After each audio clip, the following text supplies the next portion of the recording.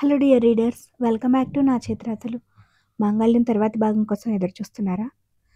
వచ్చేసింది. కానీ దానికన్నా ముందు ఇంతకుముందు నేను ఈ స్టోరీ నుంచి వీడియో లెంత్ పెంచుతానని చెప్పాను కదా.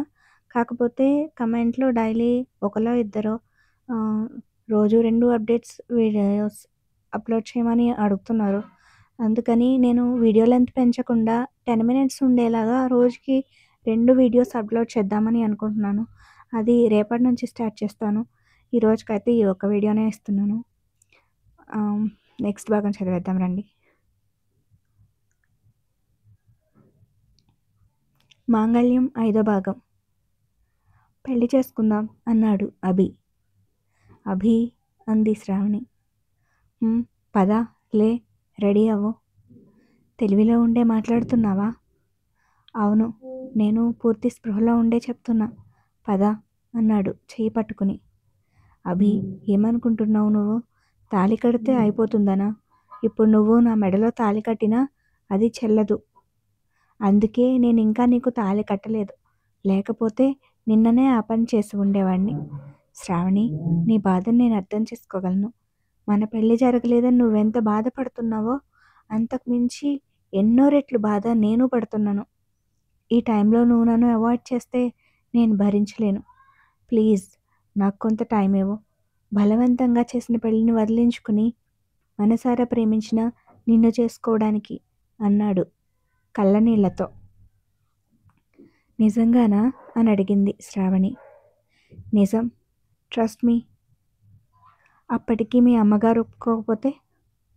నా ఇష్టంతో పని లేకుండా బలవంతంగా పెళ్లి చేసినప్పుడే మా మమ్మీ ఇష్టాన్ని గౌరవించడం మానేశాను.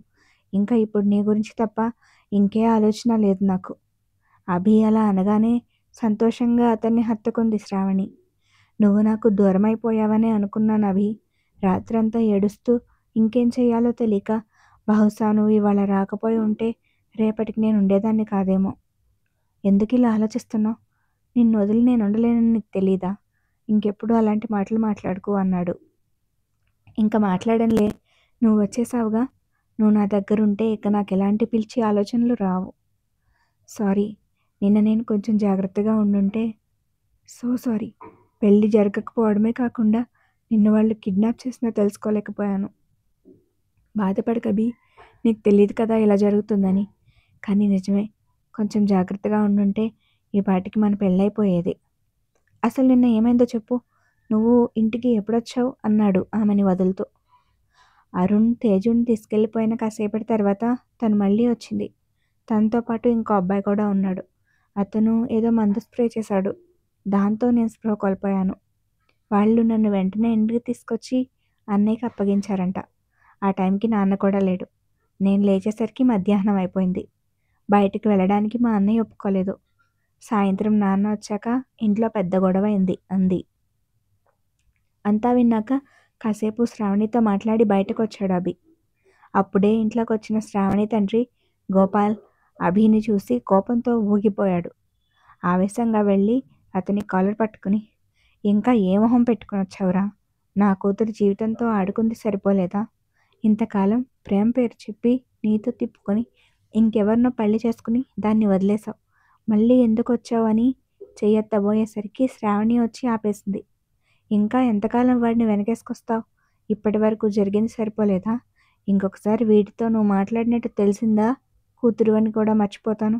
జాగ్రత్త. నీకు సంబంధం చూస్తున్నాను. నేను చూసిన వాడిని చేసుకోవడమే ఏకైక పని అన్నాడు. తన కాలర్ పట్టుకున్నా భరించిన అభి శ్రావణికి పెళ్ళి అన్నా కూరుకోలేదు. అంకుల్ ప్లీజ్, మా మమ్మీలో మీరు తొందరపడి తప్పు చేయకండి. నా వైపు నుంచి తప్పు జరిగింది. దాన్ని సరిదిద్దడానికి నాకు కొంచెం టైం కావాలి. ఇంకోసారి నేను మీ అమ్మాయితో తిరిగి వదిలేశాను అనే మాట అనకండి. నేను తనని పెళ్లి చేసుకుంటాను. ఎట్టి పరిస్థితిలో చేసుకుని తీరుతాను. కాదని వేరొకరితో తను పెళ్లి చేయడానికి ట్రై చేస్తే శ్రావణిని ఇక్కడి నుంచి తీసుకెళ్ళిపోతాను. కాబట్టి కొంతకాలం వెయిట్ చేయండి ప్లీజ్ అని వెళ్ళిపోయాడు. అప్పుడే వచ్చిన శ్రావణి అన్నయ్య శరణ్ ఏం మాట్లాడకుండా జరిగింది చూస్తూ ఉండిపోయాడు.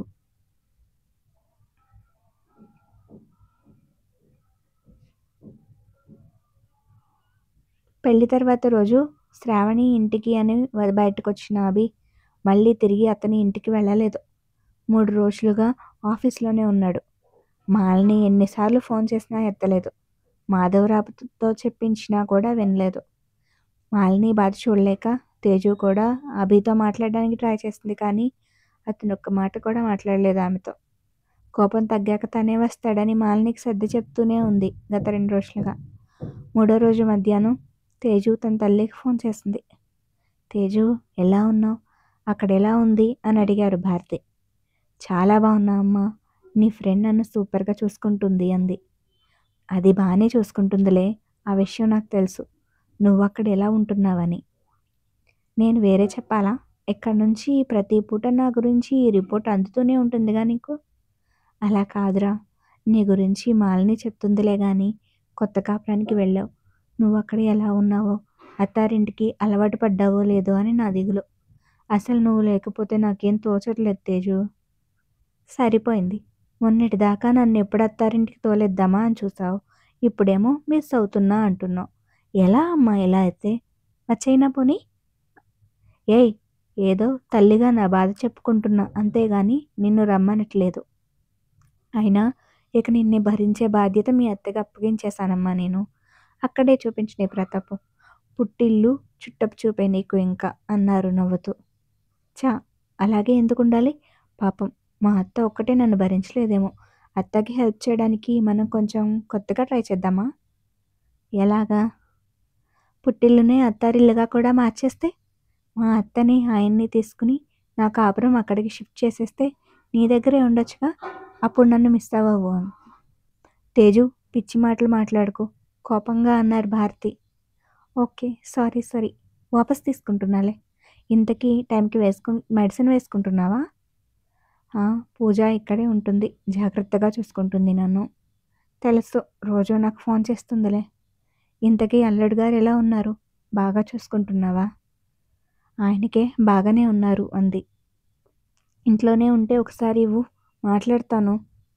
లేరమ్మా, ఆఫీస్కి వెళ్ళారు. అదేంటి, పెళ్ళయి 3 రోజులు కూడా కాలేదు, అప్పుడే ఆఫీస్? అర్జెంట్ వర్క్ ఉందంట, అందుకే వెళ్ళారు అంది. ఏంటో, అల్లుడి గారితో ఎప్పుడు మాట్లాడదామన్నా కుదరడం లేదు. పెళ్ళికి ముందు బిజీ ఉన్నాడని నువ్వు మాత్రమే కలిసొచ్చావు. పెళ్ళి హడావిడిలో అసలు కుదరలేదు. కనీసం ఫోన్లో కూడా ఇంతవరకు మాట్లాడింది లేదు. అబ్బా, ఆయన ఇప్పుడేమైనా ఏదైనా అద్భుత దీపంకి వెళ్ళిపోతారా ఏంటి?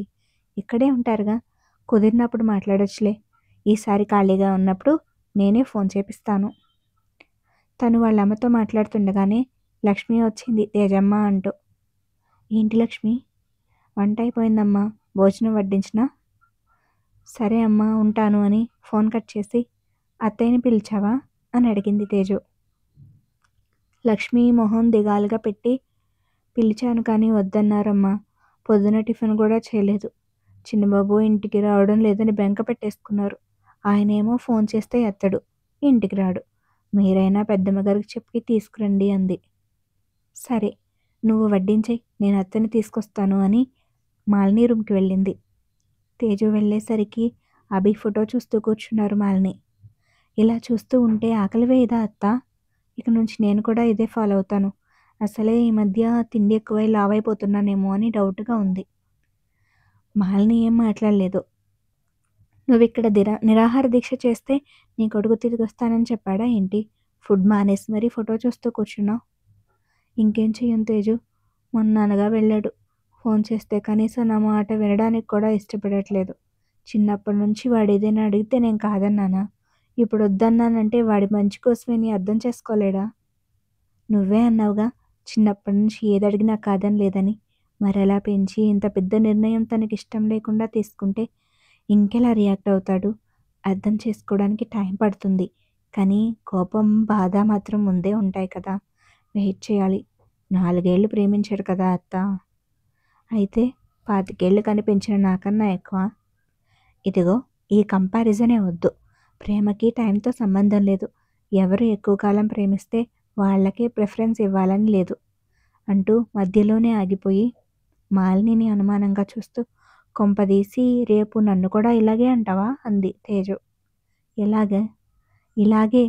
నీ కొడుకుని నువ్వు ఎక్కువ లేక నేను ఎక్కువ అని అడుగుతావేమో అని.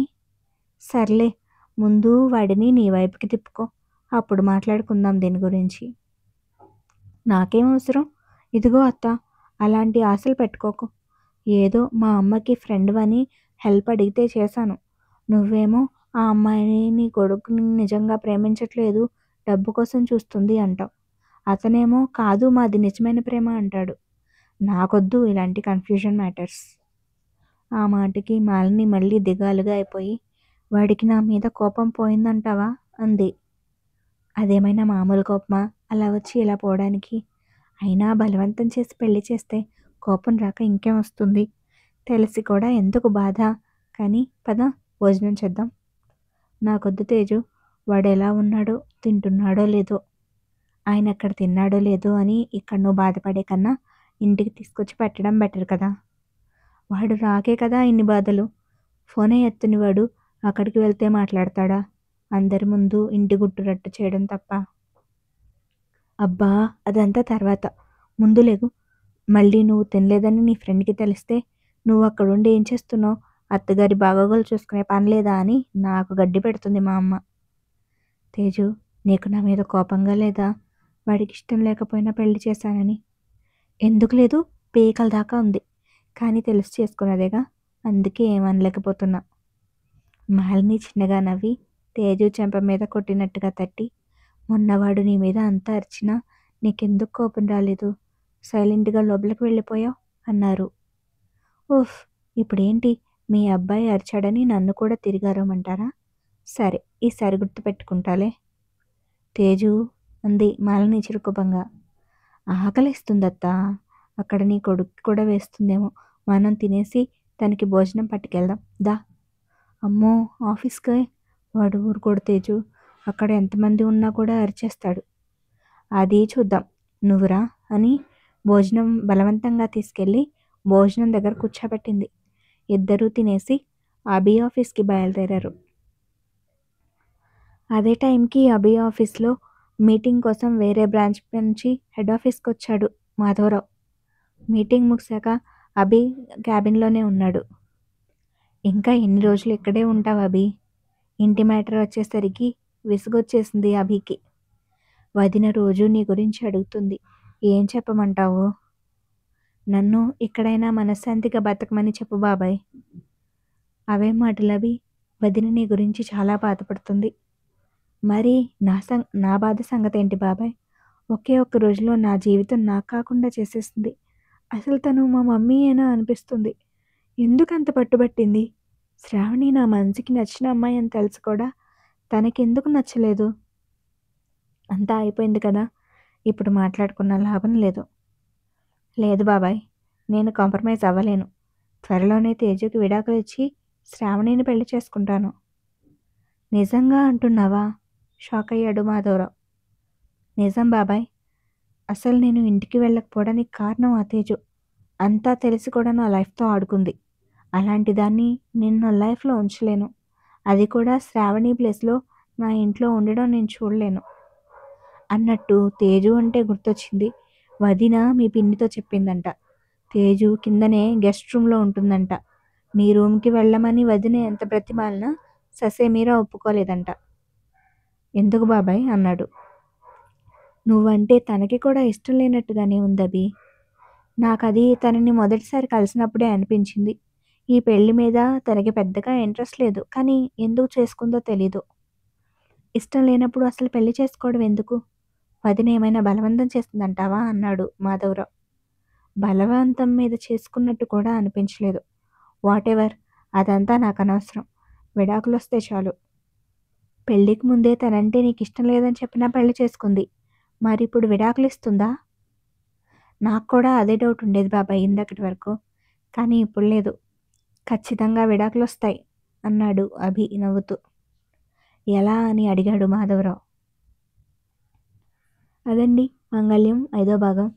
తర్వాతి భాగం కోసం వెయిట్ చేస్తూ ఉండండి. అలాగే స్టోరీ నచ్చితే మర్చిపోకుండా సబ్స్క్రైబ్ చేయండి. Thank you.